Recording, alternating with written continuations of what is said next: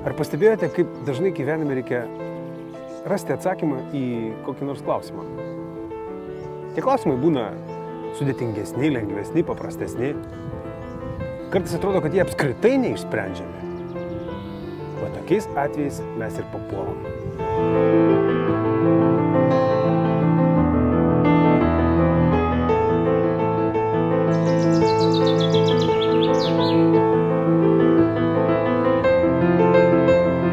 Manau, kad į bet kokius sunkumus reikia žiūrėti teigiamai ir su humoru.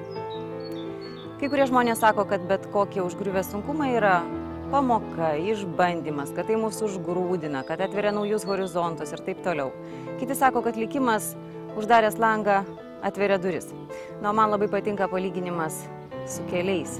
Jeigu kelias yra šviesus, paprastas, lygus, dažniausiai tai bus aplinkkelis. Paprasčiau yra kirsti kampą. Ir jeigu likimas mums siūlo daug sunkumų, vadinasi, mes jau kertame kampą, likimo valia. Kelias bus trumpesnis ir į sėkmę.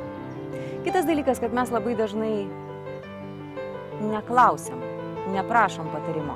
Ir aplinkui daugybė žmonių, kurie gali padėti, kurie nori padėti, bet nežino, kad reikia.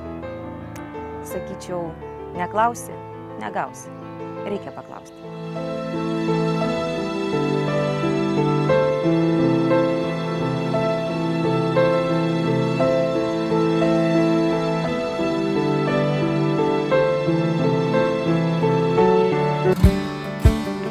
Ką žinau?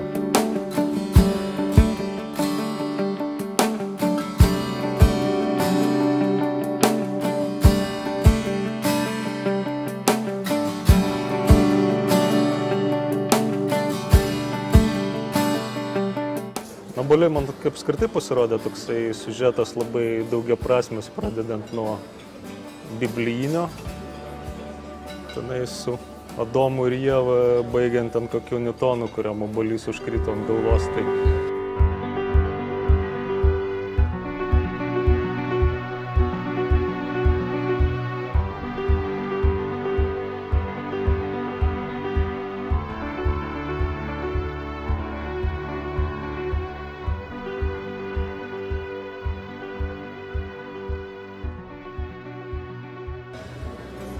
ir dar su ta mintim, kad tai paversti kažko tai tokiu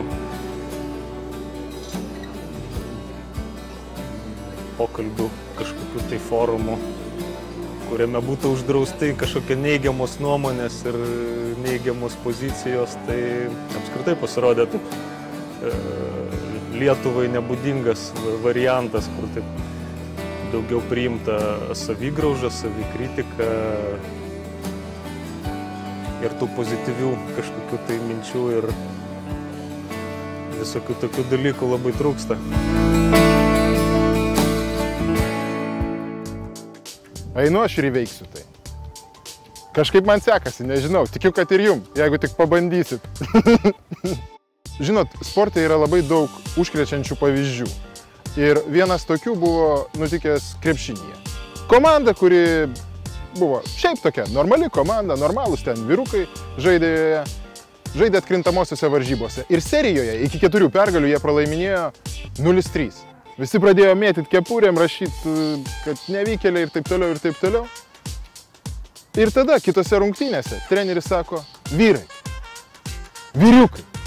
Tai sako, aš jumis tikiu, jūs galit juos nugalėti, nesat jūs prastesni už juos. Nueikit ir įrodykit tai. Ir ką jūs galvojat? Nuėjo tie vyrukai, laimėjo 1 mačą, 2, 3, laimėjo ir tą 4 ir tapo čempionais. Tai štai.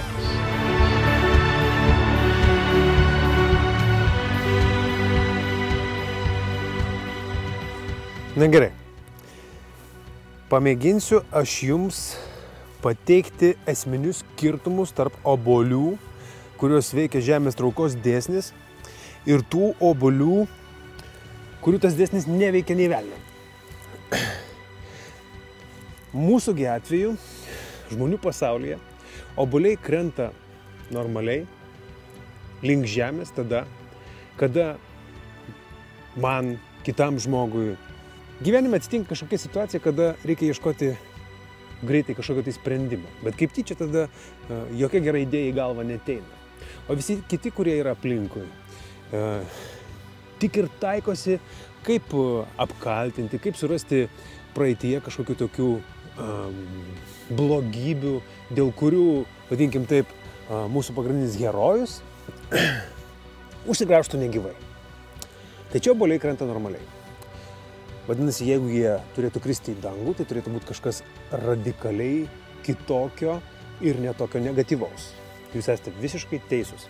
Obuoliai krenta į dangų tada, kada visi mūsų herojų supantys žmonės, šiuo atveju pliuso klausytojai, ekspertai, aš, mano draugai, tie, kurie yra projekte Obuoliai krenta į dangų, jie mūsų herojui atsako į klausimą, pateikdami pačią pozityviausią laimingą pabaigą ir siūlydami, pavyzdžiui, pirmąjį žingsnį link tos laimingos pabaigos.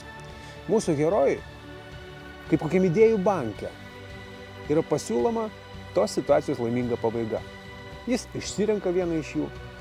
Tai štai, tikiu, kad dabar suprantate mūsų obuolių krentančių į dangų koncepciją, jokios praeities, jokių kaltinimų. Atskaitos taškas yra nuo klausimo, kuris atkeliauja pas mus elektroniniu paštu obuoliais@pliusas.fm. Ir mūsų Facebooko puslapyje visi mūsų klausytojai, visi mūsų draugai, ekspertai ir klausytojai galės siūlyti savo versijas, diskutuoti. O mūsų herojai, žinoma, pasiseks, nes ta diena bus, galima sakyti, skirta jam, jisai išsirinks tai, kas jo gyvenime vėl sužydės visomis spalvomis. Ačiū Jums labai, linkiu sėkmės.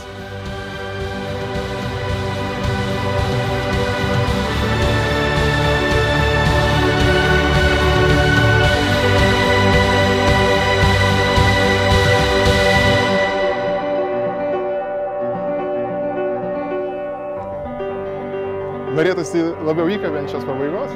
Ką tavo?